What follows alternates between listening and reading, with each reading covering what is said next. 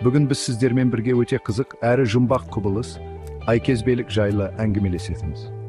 Көз алдыңызға елестетіңіз, сіз жайлы ұйықтап жатырсыз. Барлығы тыныш.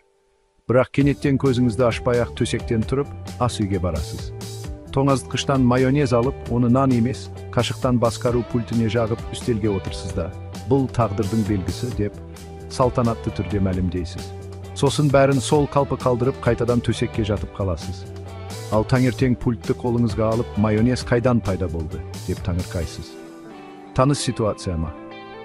Егер сіз немесе жақындарыңыз түнде осындай қызық әрекеттер жасайтын болса, онда бұл видео сіздер үшін.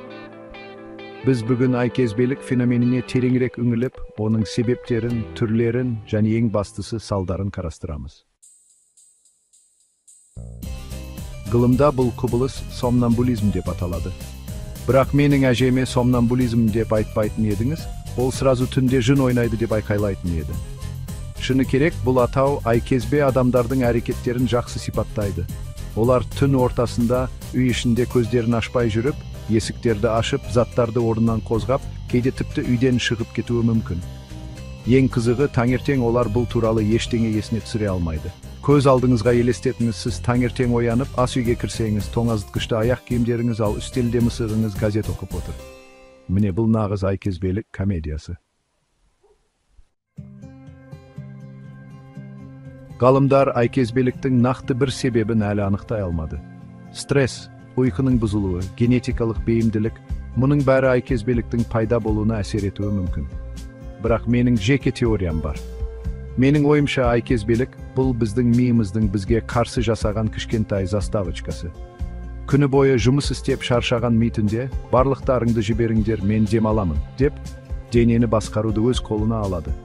Нәтижесінде біз түнде тоңазытқыштан торт іздеп, немесе көршінің есігін қағып, тұз сұрап жүреміз. Айкезбелер шоуы, түнгі таланттар. Кейбір айкезбелер түнде жай ғана үйде жүріп, заттарды орнынан қозғайды. Бірақ кейбіреулері нағыз шоу көрсетеді.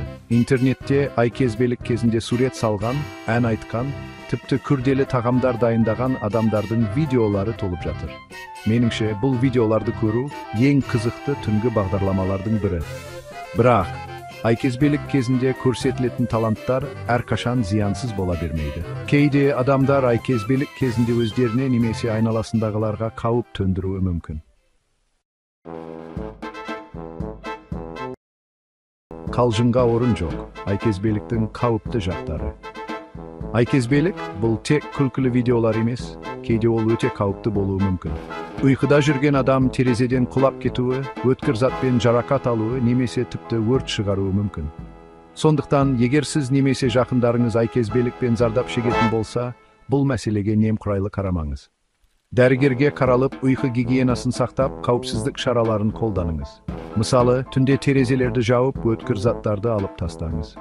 Өйткені айкезбелік кезінде жұлдыз болу жақсы, бірақ денсаулық пен қауіпсіздік әлде қайда маңызды. Айкезбелік күлкі мен қауіптің арасында. Міне достар, біз бүгін айкезбелік жайлы қызықты да пайдалы ақпарат алдық деп ойлаймын. Есіңізде болсын, айкезбелік бұл ауру емес, бірақ оны елемеуге болмайды. Егер сіз өзіңізде немесе жақындарыңызда айкезбелік белгілерін байқасаңыз, маманға хабарласыңыз.